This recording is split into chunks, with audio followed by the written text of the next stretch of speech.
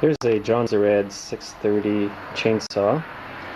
The guy brought it in, said, oh yeah, it's got good compression. I only ran it without oil for a couple minutes, he said. It's kind of hard to tell if he's telling me the truth every time he comes. But when you pull it over, there's just absolutely no compression. Then he was saying, oh, I won't go down the tree. Well, no wonder you can't cut a log. It's got no compression. He was sort of trying to blame it on me. Oh yeah, since I picked it up last time from you, hasn't ran right. Well, it did run right because I test all my saws before they leave the shop, and I know right away when it comes back what's going on. So I'll just pull it over and show you. So here's to show you that the plug is in there. It pulls over so easy at first I wasn't sure if the plug was in. Another basic way to know if your chainsaw has too low of a compression is if you pick it up by the handle. If the saw won't come up with the handle, then you know the compression's pretty low. So I'll show you. The saw won't even come off the floor in this case. Usually with a good saw, good compression, you'd be able to pick up the whole saw with the cord without it unwinding itself.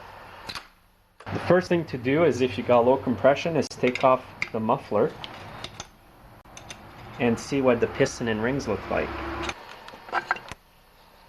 So here's what it looks like inside. You can see that the piston is scored. It's all scratched. There's a better view. So I'm not even going to rip it apart at this point. I know what it's going to be like inside. There's a side view. So that's what happens when you run them without oil. Now, more than likely, if I open up the fuel tank here, there's going to be oil in the gas. That's usually a good trick that people will try to pull on you. See, nice mixed gas. Now, if you're a mechanic and someone comes to you and tries to blame you for this, what you do is you rip open the carburetor. Most of the time you'll notice that the gas in the carburetor is just going to be straight gas. There won't be any oil in the gas when you get to that point. If the saw leaves your shop and it runs, and you've ran it in front of the customer, then that's the best thing to do. I always start the stuff that people pick up, because then they can't come back and say, well, it didn't run when I got home.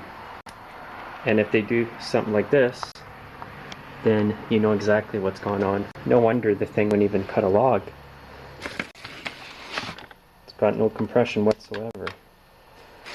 So don't run your equipment without mixed gas. This is what's going to happen.